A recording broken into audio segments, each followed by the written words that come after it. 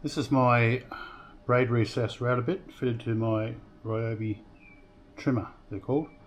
It's probably 20 years old now. I think I got it on eBay back in around 2005, 2006 when I was building my first track. No idea what it cost me, but it's lasted this long. It's probably a little bit blunt now, but it still does the job. Not really focusing there. Looks like it's barely coming out the bottom, but it actually does. Look here. Actually cuts the braid, and that's a good depth there. I've already done a test piece and checked it. Although this hasn't been, the setting hasn't been changed since the first time I set it, so paranoia makes me check it every time I use it, but still works well. And apparently now they're getting reasonably difficult to get hold of.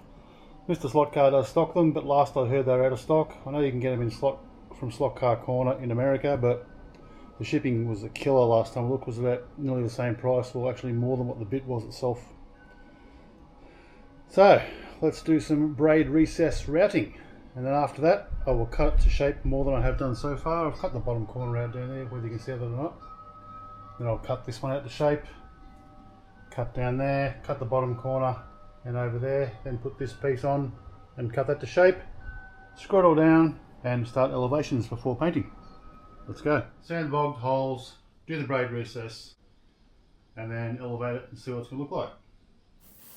Right, so today we're going to get the sandpaper out and sand back all the bogged holes from nails that I created when I was trying to design the track. So with the recess router, you can see I'm going backwards and forwards here. That's because I think the bit is a little bit blunt.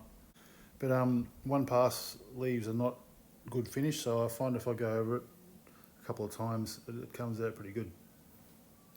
All I've got to do, once completed, is run some coarse sandpaper over the top of it, and then some fine sandpaper in the bed to give it a nice flat surface, so when it's painted, it's something that the braid's going to stick to really well, which I've never had an issue with braid lifting, which is good. So I'm shaping the bottom corner now.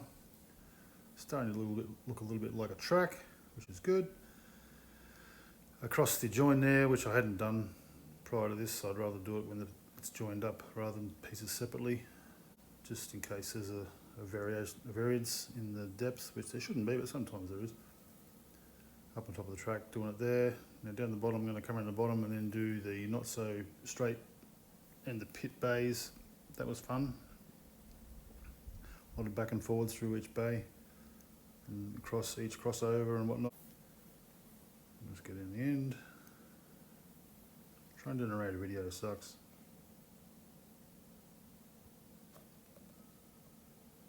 It's probably easy to talk about it while I'm doing it, but if you're watching this in real time, that'd be boring as hell.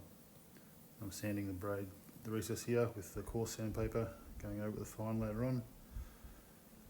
And then I'll get the jigsaw out, and we'll shape the bottom corner that comes onto the not straight. I recorded this over a few days because in time lapse obviously it takes up very little space for recording, but yeah, trying to make it a decent length video to upload. So this is the piece that's yet to be fitted to the track. I'll do that last.